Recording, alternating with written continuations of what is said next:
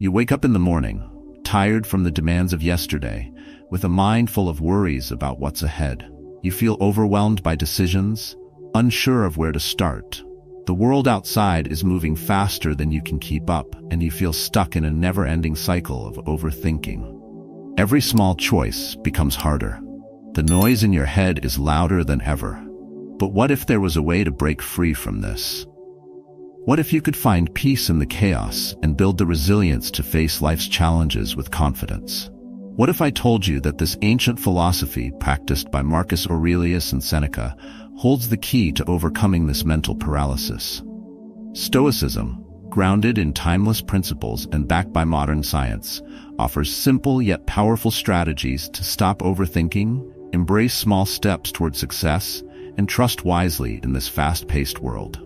In this video, we'll explore how these Stoic practices not only strengthen your mind but also align with the latest in neuroscience and psychology to help you build resilience, avoid unnecessary stress, and take control of your life. If you're ready to change how you think, act, and live, like this video and subscribe to Stoic Narratives Official for more insights into how Stoic philosophy can reshape your life. It's time to start living, not just thinking. Number 1. Stop overthinking, start acting. We suffer more often in imagination than in reality. Seneca. He sat at his desk, staring at the screen. The deadline was looming, but the thought of getting started felt like a mountain too steep to climb. His mind raced with what-ifs and maybes. What if it wasn't good enough? What if he failed?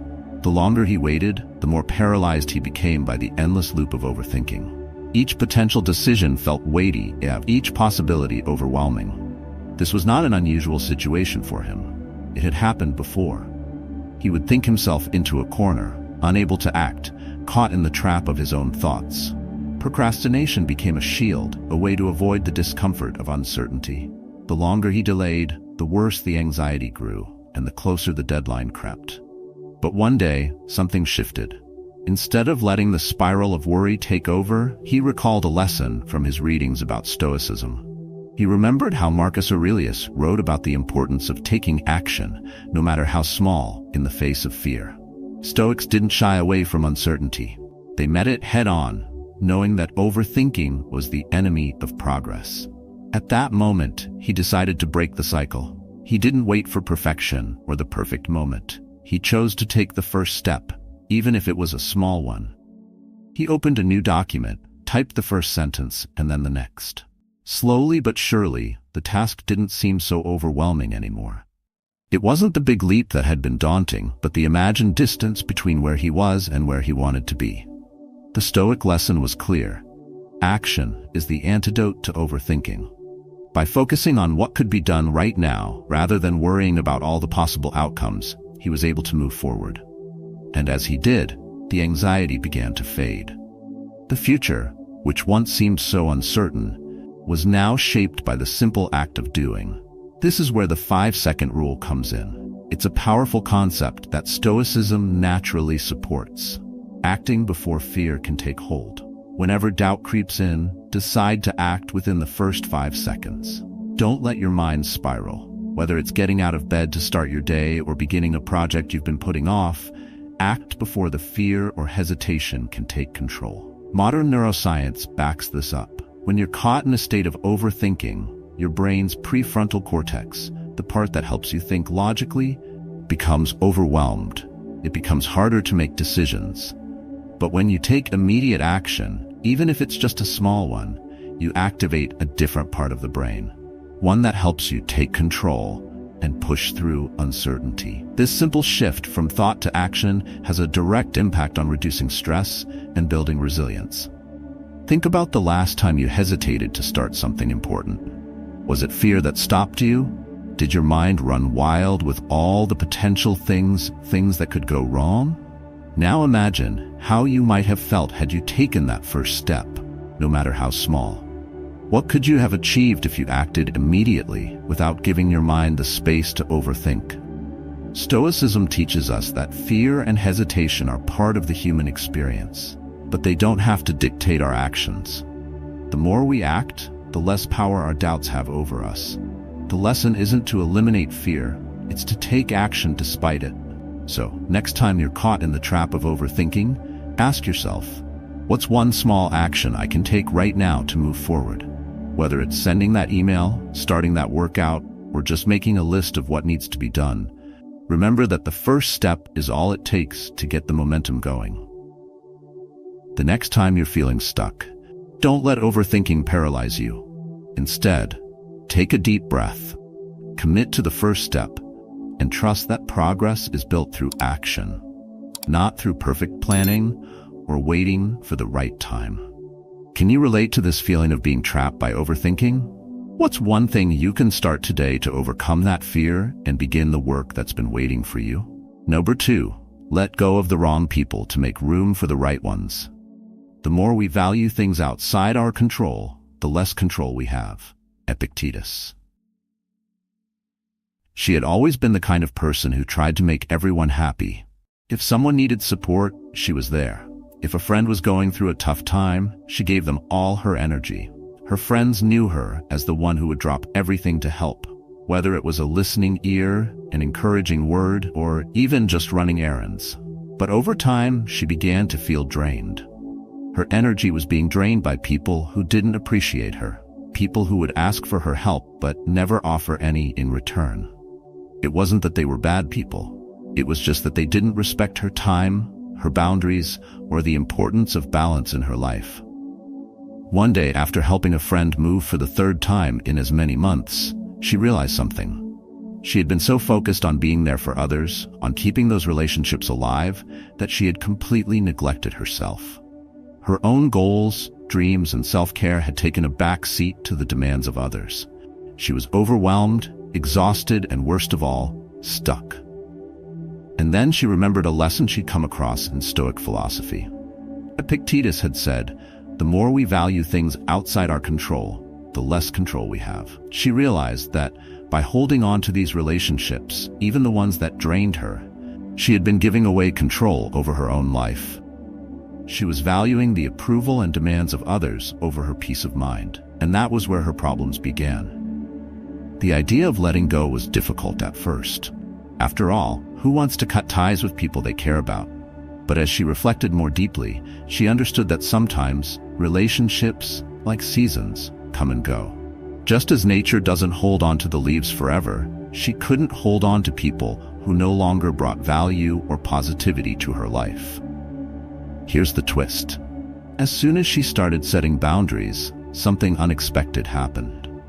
The people who truly cared for her, those who respected her boundaries and supported her in return, began to step forward.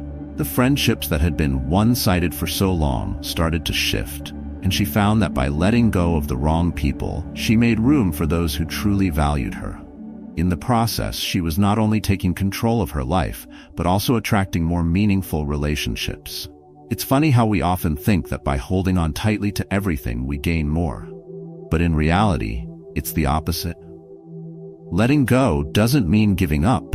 It means making space for something better, something more aligned with your values. So, why do we keep clinging to people or things that drain us? Is it out of fear of being alone or missing out? Or is it because we are afraid of letting go of what is familiar, even if it's not good for us? These are tough questions, but Stoicism teaches us that we are the only ones in control of who we allow into our lives. It's easy to get caught up in trying to maintain every relationship, no matter how toxic or draining. But doing so only weakens us. Think about the relationships you're holding on to right now. Are there any that feel like a heavy burden rather than a source of joy? Are there people in your life who take more than they give, leaving you feeling exhausted and unappreciated? By constantly focusing on these relationships, are you missing out on healthier, more rewarding connections? It's hard to let go, but the true strength lies in knowing when to walk away. It's not about severing all ties. It's about recognizing which relationships are worth nurturing and which ones are better left behind. Here's something to reflect on. Who in your life needs to be released for the space of something better to grow? Is it time to redefine your boundaries and make room for relationships that nurture and uplift you rather than drain you? By letting go of the wrong people, You not only protect your energy but also free yourself to attract the right people. The ones who will walk with you on your path toward growth and fulfillment. It's time to choose who you let into your world. And remember, the more we value ourselves, the more we can offer to those who truly deserve our time and care. Number 3. Embrace the power of small steps. Wealth consists not in having great possessions, but in having few wants. Epictetus. He had always dreamed of running a marathon. It was something he had talked about for years, a goal that he told his friends about with excitement, but one that seemed so distant, so out of reach. The idea of running 26 miles was daunting, and every time he thought about it, he felt overwhelmed by the enormity of the task. He couldn't even picture himself crossing the finish line, let alone training for it. So, he procrastinated, putting off starting for months. He kept waiting for the right moment, the moment when everything would align perfectly, when he'd feel truly ready. One day, after a conversation with a friend who had recently completed a marathon, something clicked. His friend didn't start by running 26 miles in one go. Instead, he started with just 1 mile, slowly building up to the finish line, one small step at a time. This idea felt almost too simple. Was it that easy?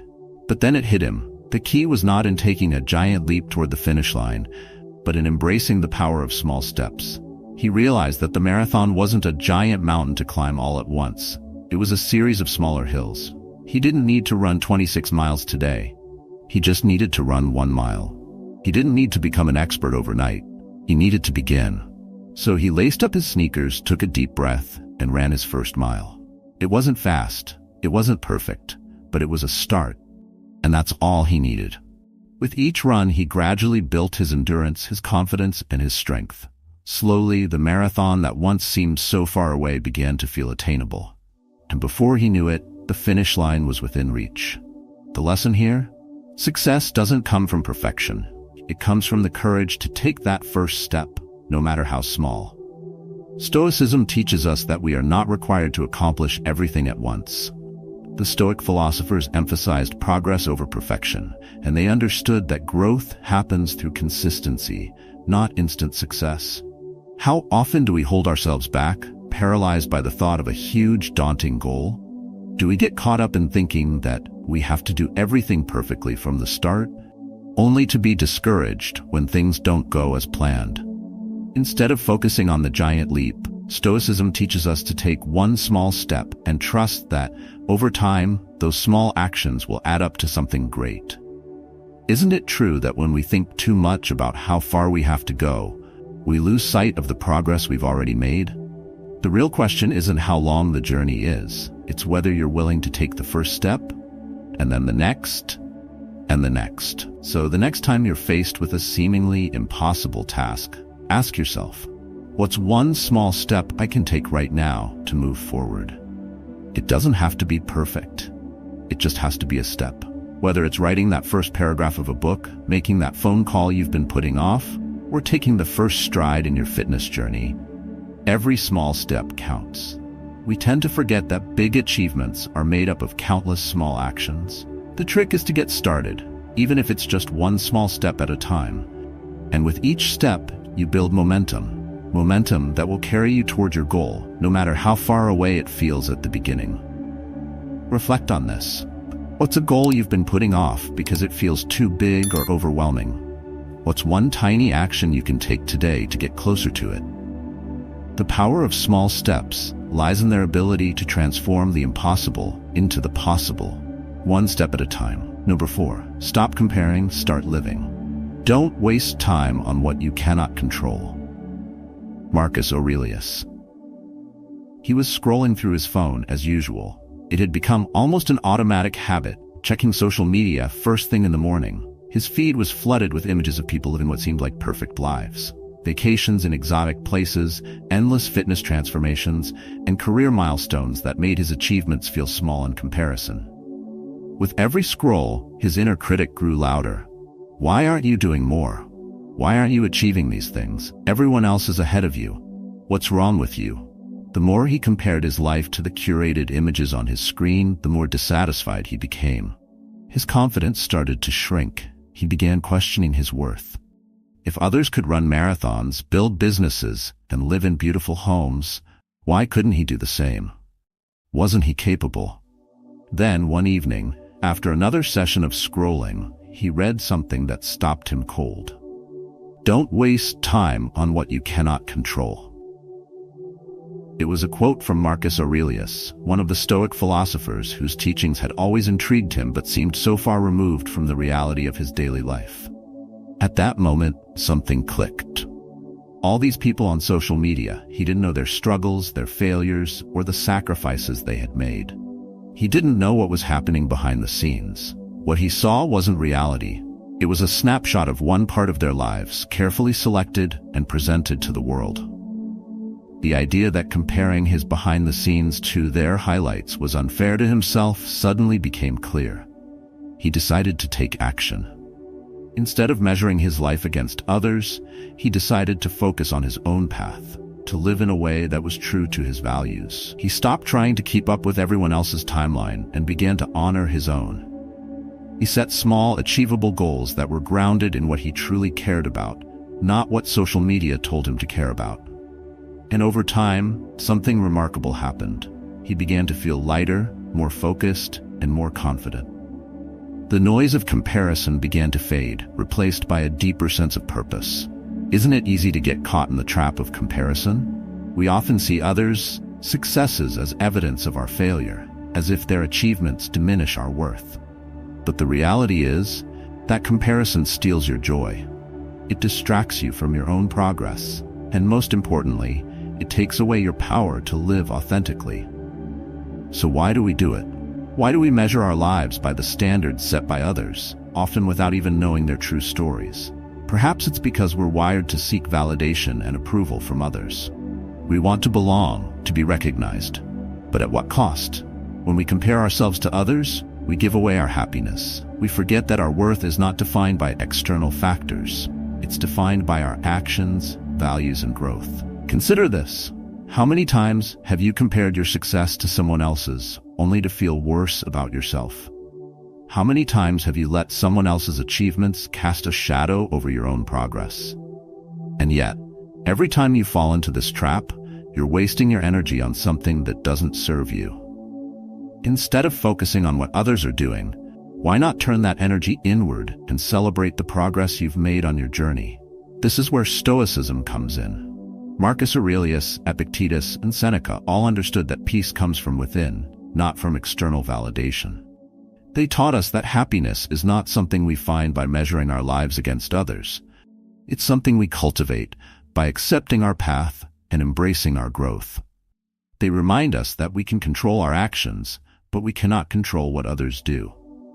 The next time you feel the urge to compare yourself to someone else, ask yourself, what's truly important to me? How can I use this moment to focus on my path rather than someone else's? You might be surprised to find that when you stop comparing and start living according to your own values, everything changes. The pressure to keep up disappears, and you're left with a sense of purpose and peace that can't be shaken by anyone else's success. So, what would happen if you stopped comparing today? What would happen if you chose to live on your terms instead? Number 5. Trust wisely in a distracted world. It is not things themselves that disturb us, but our opinions about them. Epictetus. He trusted people easily. It was his nature. He believed that everyone deserved a chance and that trust was the foundation of all relationships. But after a few experiences that left him feeling disappointed and betrayed, he started to reconsider. He had given his trust to people who didn't respect it, who took advantage of it, and worse, who didn't deserve it. He had been let down so many times that his belief in trust itself began to waver. One evening, after yet another frustrating encounter with a colleague who had promised to help him but failed to deliver, he sat down and thought deeply. It wasn't the first time he'd been let down by someone. It seemed like trust had become something cheap, something that could be given away freely, but often with little regard for whether it was valued. The problem wasn't trust itself. It was where and to whom he was giving it. He had been too quick to trust without truly evaluating whether the other person was deserving of it. Then he remembered a lesson from his Stoic readings, one that Epictetus had written. It is not things themselves that disturb us, but our opinions about them. This struck him deeply. It wasn't the act of trust that had caused him pain, but his inability to recognize the value of trust and assess whether it was being respected. He realized that in today's fast-paced digital world, we're constantly bombarded with people and information that demand our attention. We give our trust to others without fully considering whether it's earned or whether it's the right choice. And in a world where everyone has an opinion, it becomes harder and harder to discern who truly deserves our trust. So, he decided to make a change. The next time someone came to him with a request for trust, whether it was a colleague asking for help or a friend asking for a favor, he didn't react impulsively. He paused. He asked himself, is this person trustworthy? Do they value my time and effort? Will they follow through on their word? Slowly but surely, he became more selective with whom he trusted. The results were surprising. He found that the people who deserved his trust respected it, and those who didn't began to drift away. His relationships became stronger, more meaningful, and built on mutual respect. The twist: by being more discerning with whom he trusted, he didn't lose anything. He gained more control over his peace of mind. Instead of constantly feeling betrayed, he now found himself surrounded by trustworthy people, people who valued his trust as much as he valued theirs. Think about it. How often do you give your trust to people who haven't earned it, only to feel disappointed when they don't live up to your expectations? How often do we trust out of habit, out of a sense of politeness, or simply because we're afraid of confronting the truth? If we trust too easily, we're giving away our emotional energy without considering if it's worth the cost. In today's world, where distractions are endless and trust is often treated casually, it's more important than ever to be wise about who we give our trust. Just because someone says the right things doesn't mean they're deserving of your trust. Trust is something that must be earned through consistent action, not empty promises. And once we begin to evaluate who we allow into our inner circle, we'll start to see that the right people are already there.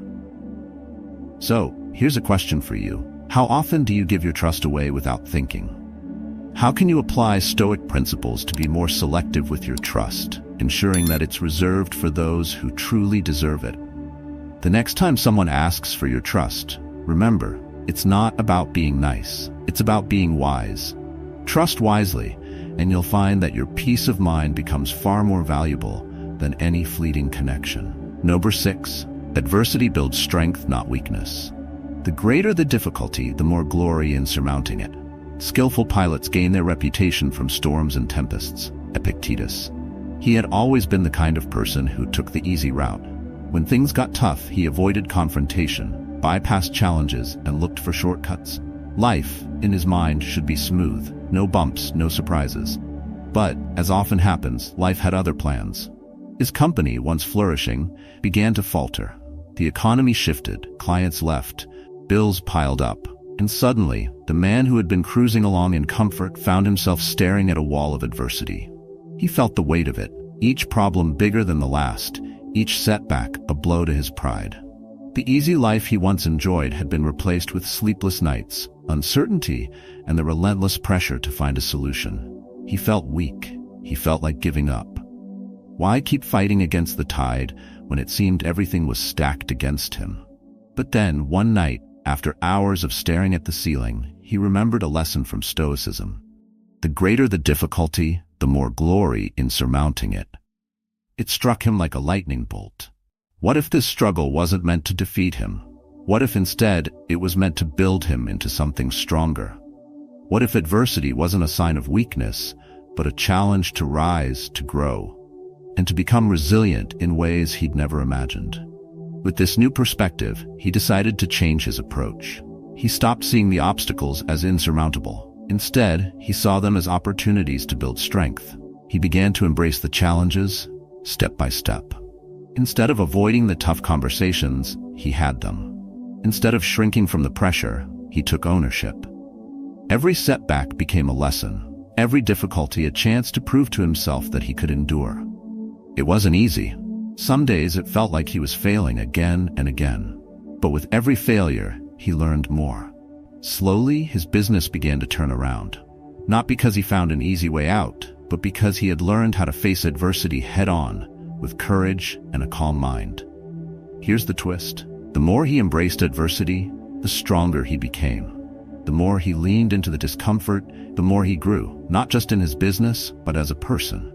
His capacity for resilience expanded, and so did his ability to lead, inspire, and face future challenges with a level of strength he never thought possible. The Stoics understood this. They didn't shy away from difficulty. They knew that true strength comes not from avoiding challenges, but from overcoming them.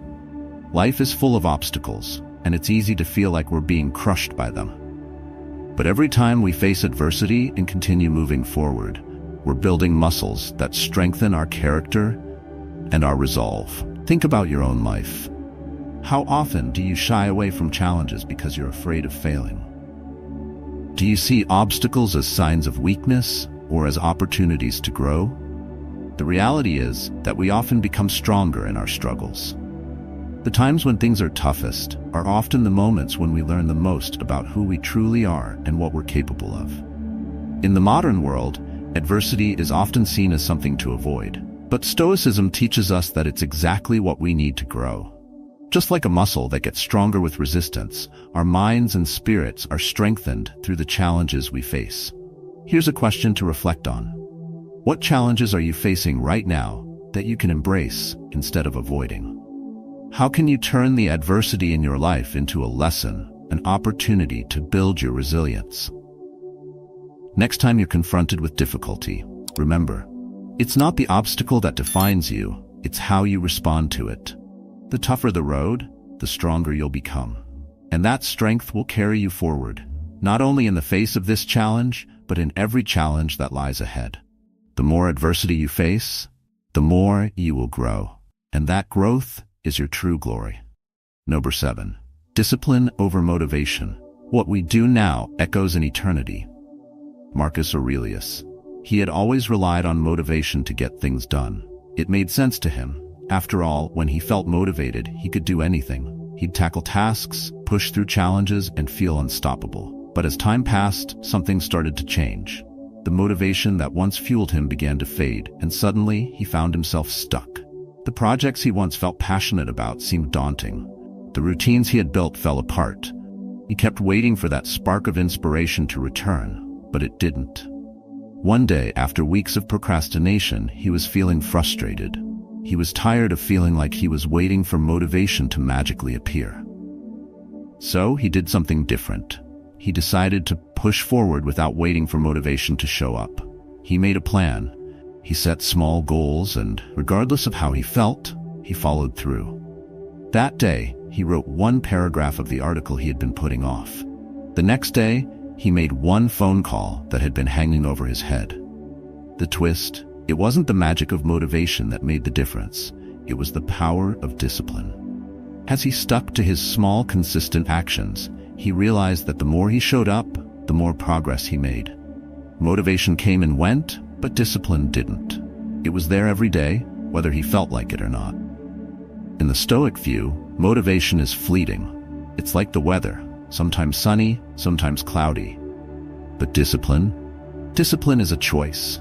It's the ability to commit to your goals, not based on how you feel, but based on what you value. Marcus Aurelius, one of the greatest Stoic philosophers, knew that the key to a successful and meaningful life isn't driven by motivation alone. It's driven by the consistent, daily practice of discipline. Think about it. How many times have you waited for motivation to hit before tackling a task, only to find it never comes? How many times have you let your emotions dictate your actions, allowing them to control whether you start or finish something? If you rely solely on motivation, you'll be constantly chasing after it. But if you rely on discipline, you create the structure that makes success inevitable, even on the days you don't feel motivated. It's easy to fall into the trap of thinking that if we're not feeling motivated, we're not capable of achieving anything. But the truth is, you don't need motivation to make progress. What you need is the discipline to show up, even when you don't feel like it. Discipline makes the difference between wishing you were doing something and doing it. Here's a rhetorical question for you. What's one task you've been putting off because you're waiting for the right motivation to strike? And perhaps more importantly, what if you didn't wait for motivation? What if you just decided to do it, even when you didn't feel like it? The Stoic principle of discipline teaches us that we are not controlled by our moods or our whims. We choose our actions, regardless of how we feel. This doesn't mean you have to be perfect or push yourself relentlessly. It means building small, consistent habits that lead to bigger results. It's about showing up for yourself, day in and day out, because you know that discipline will create results, even when motivation fades. So, next time you find yourself waiting for motivation to kick in, ask yourself, am I waiting for a feeling to push me forward, or am I choosing to take action, no matter how I feel? Because motivation can't be relied upon, but discipline. Discipline is something you can count on every day, no matter what. The happiness of your life depends upon the quality of your thoughts. Marcus Aurelius. As we've explored today, Stoic philosophy isn't just about ancient wisdom, it's about practical tools we can apply in our modern lives. Whether it's learning to stop overthinking and take action, setting boundaries with the wrong people, or embracing the power of small, consistent steps, these lessons offer us the foundation for a life of resilience and fulfillment. Through discipline, we can achieve progress even on the toughest days. By letting go of comparison and trusting wisely in a world full of distractions, we gain clarity and control over our path. Adversity isn't something to fear. It's an opportunity to strengthen ourselves, just as the Stoics taught. I encourage you to apply these Stoic principles to your daily life. Start with small changes, be patient with yourself, and watch as those little steps add up to real transformation. The benefits of consistent practice are immense: mental clarity, emotional resilience, and a sense of inner peace that remains unshaken by external events. Now, I want to hear from you. How have you applied Stoic teachings in your life? Or how do you plan to? Share your reflections and personal journeys in the comments below. Let's build a community where we learn from each other and grow together. If you enjoyed this video, don't forget to like and subscribe to Stoic Narratives Official for more content on how Stoic philosophy can transform your life. Keep growing, keep learning, and keep living.